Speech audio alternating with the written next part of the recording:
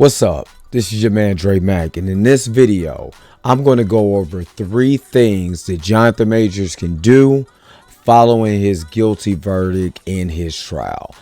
I'm going to talk about everything that happened in this trial. I'm going to also talk about some misconceptions in the media about what he's actually been charged with and just how he can go forward in the future. But the real question is,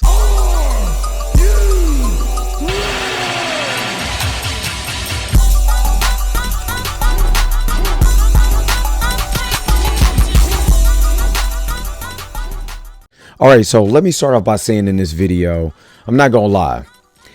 I believe Jonathan Majors is innocent based on all the information that we had.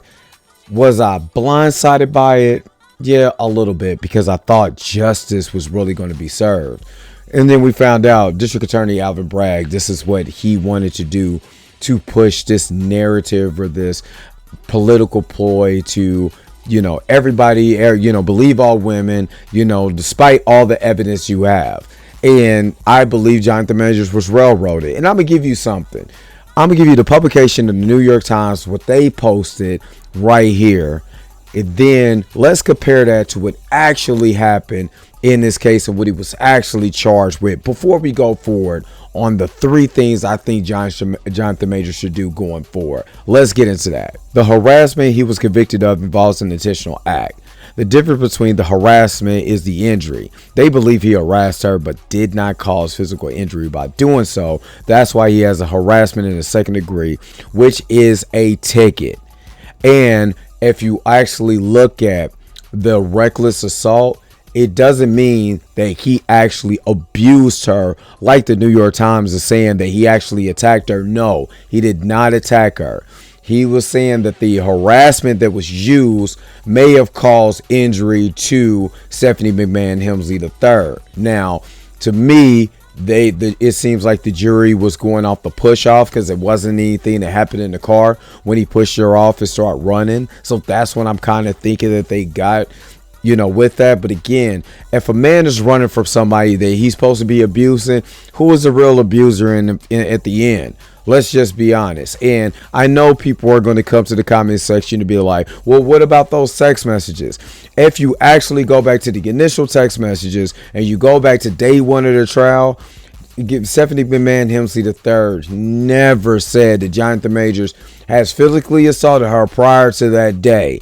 And there's more evidence that's out there that cops coerced her, saying that he strangled her, which they had to drop because it was on body cam, which was released on yesterday of the day of this recording. So we got to keep in mind the narrative that is being pushed by the mainstream media to make Jonathan Majors look like the worst human being in the world compared to someone like Ezra Miller. But let's not even go there. Now, what I want to do is give you guys 3 things that Jonathan Majors can do after this verdict. Let's get into that. Following this verdict, the number 3 thing that Jonathan Majors needs to do is file an appeal.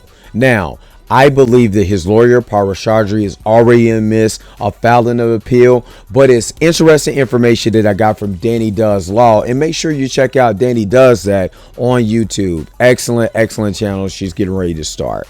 But let me give you some highlights of what the appeal could be and how he might be able to win this appeal and completely clear his name. Let's go into that. Number 1, the sleeping juror. Number 2, the fact that the judge left out the following verbiage in the harassment explanations of the charges. He or she follows a person in or about a public place or places.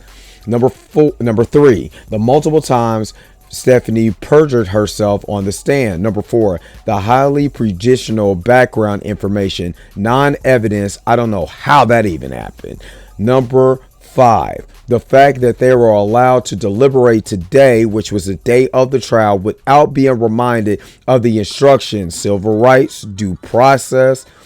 And number 6, the fact that they were allowed to go home 2 times with this, including weekends, when they could have stayed later and avoided outside influence that we all know they were exposed to, civil rights, due process. Now, with that being said, This is why I believe that he'll be able to win the appeal. There's way too much that went on with this trial, especially with the jurors.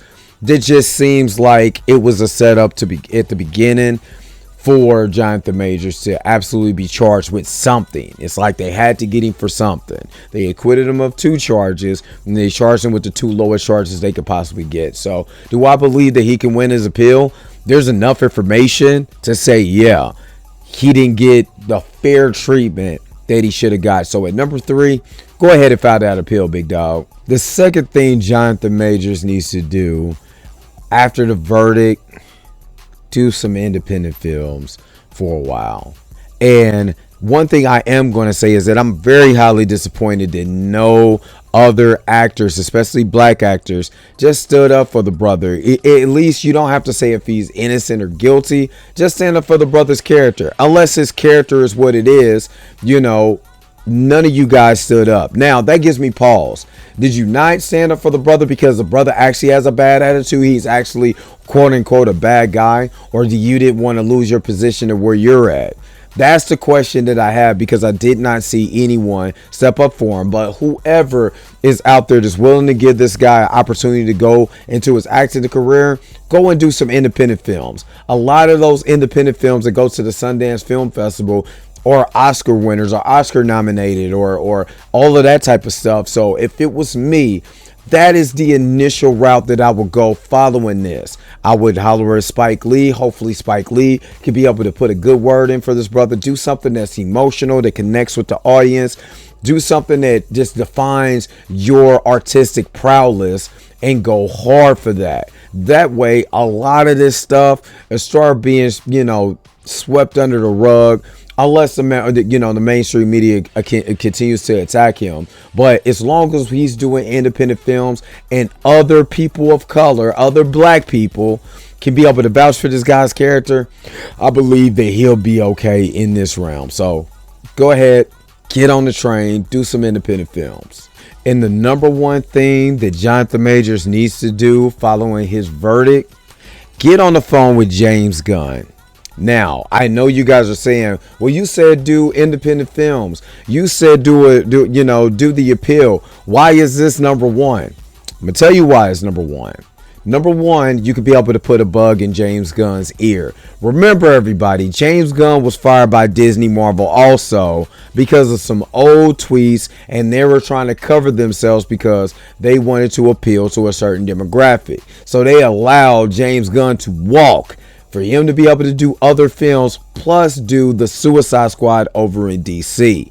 Now, with that being said, it'd be easy for Jonathan Majors to have a conversation with James Gunn, and James Gunn bring him over to the Warner Brothers label at a later time. Now, this is what I like about this. There's a lot of black characters he can play, but there's one particular black character that I would love to see portrayed on the big screen, and that's Icon.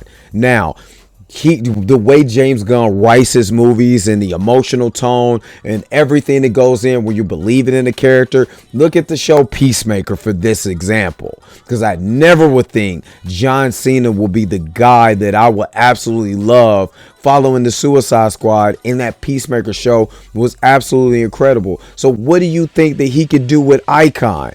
You could bring, if he still wants to do superhero films, this is a original black character that he could portray, bring to the screen, have a great story, and let Jonathan Majors do what Disney did not want him to do, and that's act his ass off with a really great script. So I believe he should be on the phone right now, putting a bug in James Gunn's ear, letting all this die down. In 2 or 3 years from now, let's introduce Jonathan Majors as Icon in DC. I'm telling you, this will be a slam dunk. And if DC really wants, in the DCU, let's say it like that, the DCEU or the DCU wants to compete with the MCU, that would be the perfect person to bring aboard. That's almost like when Hulk Hogan went to WCW or the Outsiders. You're bringing in fresh blood, and look what can happen. So that is my number one thing that he should do. Get in James Gunn's ear, put a bug in him, and let's get to rolling. All right, so what do you guys think about that? It's just 3 things that I'm thinking he should do. I'm not gonna lie, I'm just devastated that this brother had to go through this. And yeah, I stand with Jonathan Majors. I know some people that just don't, and that's fine. You can express your feelings in the comment section. Just be respectful, because if you're not, well, you already know what's gonna happen. But what do you guys think? Put it in the comment section below. Don't forget to like, share, and subscribe. Don't forget to hit that bell notification so you never, ever, ever miss one of my videos again. Until next time, I'll holler at you guys later. Peace and vibe higher.